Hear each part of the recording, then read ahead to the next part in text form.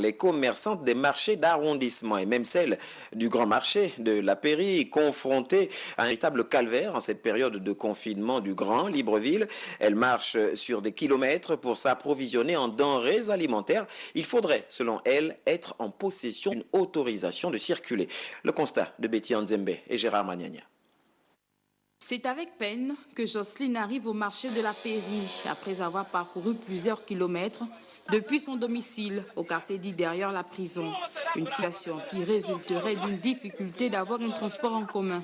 Je me réveille à 5 heures, je me prépare, 6 heures je suis dehors, je commence à marcher. Et tu vois aussi, la population aussi marche. Donc on marche en groupe, on marche, je n'arrive au marché.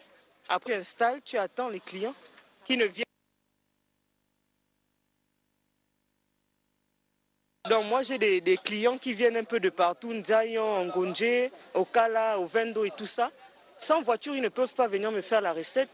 J'ai des abonnés que je peux appeler, mais ils ne pourront pas venir parce qu'il n'y a pas de voiture. Mais je viens quand même, je passe la journée ici. Au marché de Nzengayon, en passant par celui du PK5, les conditions d'approvisionnement en cette période du parcours du combattant pour ces commerçantes. Elles sont désormais obligées de réduire la quantité de leurs marchandises afin d'alléger la marche, tout en espérant l'aide d'un clondomane. Je marche à pied parce que je ne peux pas prendre la voiture. La voiture, pour arriver à venir voir, c'est 9 000, 10 000. Donc je suis obligée de marcher à pied de fond de Montalier jusqu'à venir voir. On limite les marchandises aussi, on ne paie plus beaucoup. On peut se mettre un peu. Et pour amener ça ici, il faut proposer la voiture 4 000, 5 000. Il y a les bus, mais les bus c'est difficile. On est obligé de marcher pour arriver ici. Pour ces femmes, 6 heures du matin, c'est leur propice pour se ravitailler. Malheureusement, leurs pieds ne vont pas aussi vite que les roues d'un véhicule. Un aspect que le gouvernement pourrait réajuster afin que ces mères nourricières se rendent paisiblement dans leur lieu de commerce. Et dans l'actualité, on parle également de la remise des kits alimentaires de la part des entreprises qui se poursuit. Le cas de Olam qui vient à nouveau de faire un don de produits alimentaires de première nécessité au ministère des Solidarités.